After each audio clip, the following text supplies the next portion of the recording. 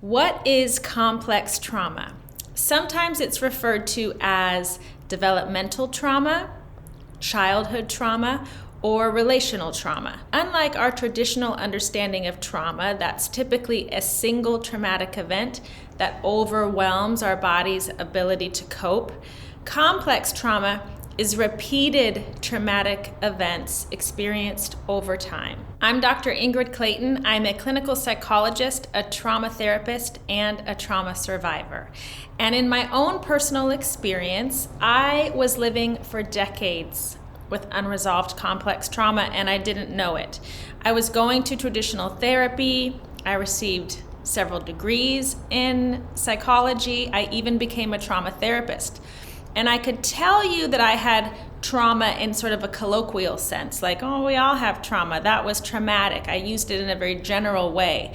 But at the same time, I didn't know or believe that I had real trauma, as though there's some kind of a trauma hierarchy where our experiences either meet and measure up or they don't. In fact, our evidence of having had traumatic experiences in our life that have developed into a chronic presentation of trauma is not so much in the story that we experienced, it's in our symptoms. And my symptoms are, now I know, classic presentations of unresolved complex trauma. Okay, so let's look at trauma through the lens of diagnosis. There's PTSD, post-traumatic stress disorder, and now we have complex PTSD or CPTSD. So when we look at classic PTSD, the main criteria are that you must be re-experiencing traumatic events, and that can look like nightmares, that can look like memories or flashbacks. There's a persistent avoidance of traumatic stimuli. So that could be like reminders through people, places, and things. There's an avoidance. And lastly, there's a persistent sense of threat, which is a hypervigilance, this feeling like, the other shoe's going to drop any moment. I'm not safe. I'm sort of scanning the horizon for when the next bomb is going to fall. So that's classic PTSD. Complex PTSD or CPTSD includes all of that same criteria from PTSD, but it extends beyond it to include additional criteria, and that is a negative self-concept. So complex trauma really alters your sense of self.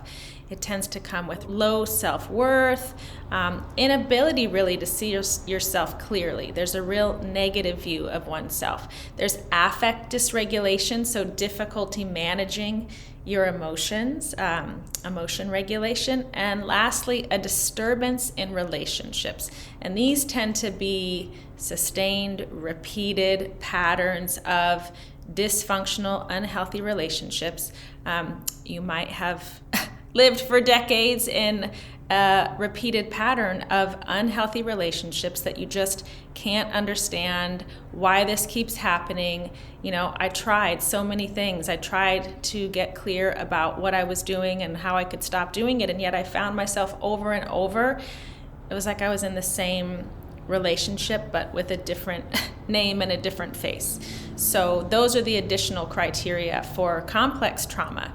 And what that looks like is a true distortion in a person's sense of themselves and how they fit into the world. It's like there's just this lens, this filter over how you see yourself and how you see yourself in relation to everyone else. As a psychologist, there were times in my life where I wondered, do I have PTSD?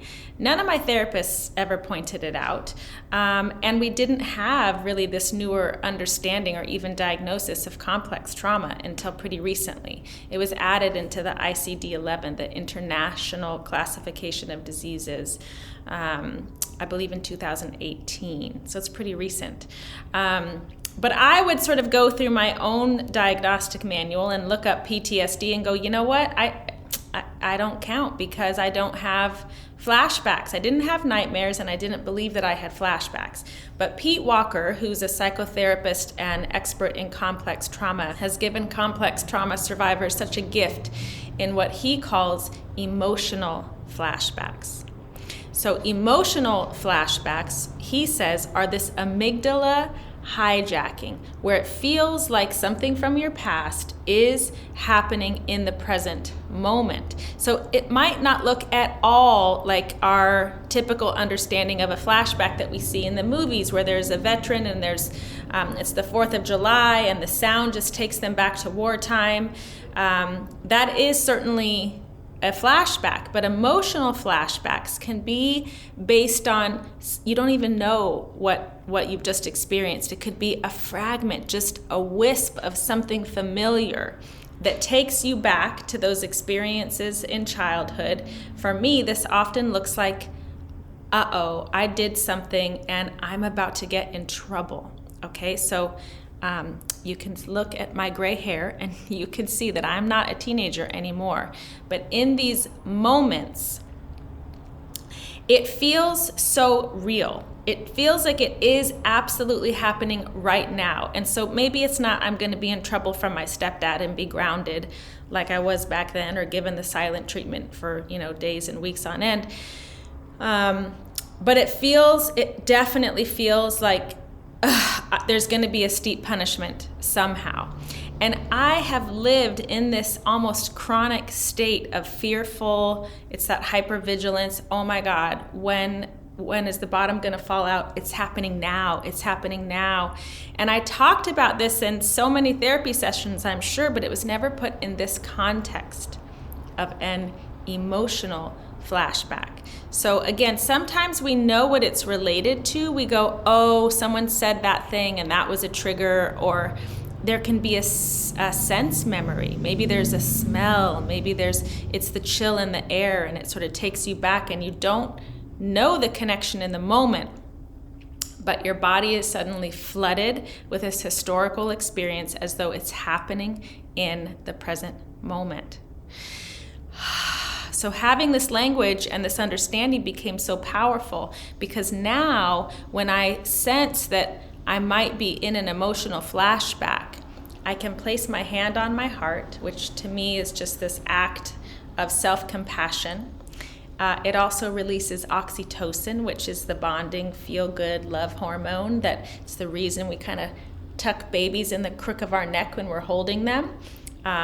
It's the thing that you exchange when you give a hug to someone. We can release that same hormone by ourselves, for ourselves. And I'll often just instinctually place my hand on my heart and take a deep breath.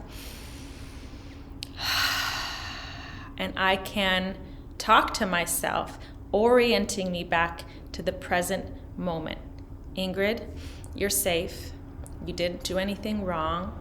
Some people like to talk to their inner child, and even envisioning an inner child can be very helpful in relationally changing this dynamic of you're bad to no, you're good. I see you. You didn't do anything wrong. So all of these are ways that we can move through these emotional flashbacks. But the point is knowing that this is an experience of a flashback, and it does count towards this criteria in the diagnostic model for both PTSD and complex trauma. So lastly, what is very common for complex trauma survivors, it goes along with this negative self-concept, is that we often have toxic shame. So shame, not just being, oh, I did something bad or I made a mistake, but it's I am bad. I am a mistake. For me, it just felt like I am broken. There were times that I had this language that I really felt I am evil. And I even wrote that in my memoir about recovering from complex trauma. And I thought, oh, I don't want to say that. It's going to seem like it's too sort of like I'm blowing things out of proportion, but it's literally how I felt. It's the language that I used, and I've been so surprised how many people have reached out and said, I thought I was evil too, right? So that is an example of this toxic shame, and why a big part of our recovery is about moving through, wading through this idea that we are bad people into owning our truer, higher, more authentic selves, which honestly, that shame was never mine to begin with. It was put into me by someone else who couldn't own their own dysfunction.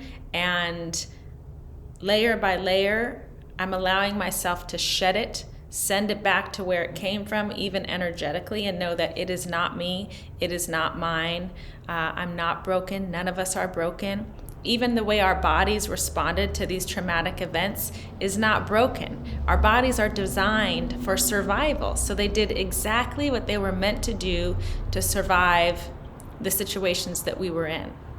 And now we can look at that and see what we did to survive and hopefully allow ourselves even more flexibility and choice, and we can sort of come out of survival mode, which a lot of us have been living in for a long time and we didn't even know it, into a fuller lived life.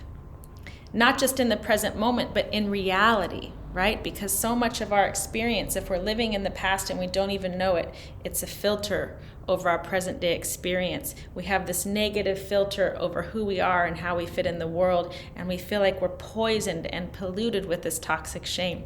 There's just this shedding by understanding and releasing our trauma responses that we've been in this chronic state of, that we actually thought was our personality. We have an opportunity to find out who we truly are, to truly love ourselves, to truly be in loving relationships. And if you identify with any of this criteria, you think you might have complex trauma, please see a mental health professional. So I am a therapist, but I am not your therapist. So please bring this to a licensed mental health professional and explore it for yourself. If you identified with anything in this video, don't forget to like it, share it, subscribe so you can hear more information. If you'd really like to delve more into what complex traumatic events might look like, how they turn into trauma responses, this chronic presentation of trauma over many decades, and ultimately what it looks like to heal, you can check out my memoir, Believing Me, and I look forward to seeing you next time.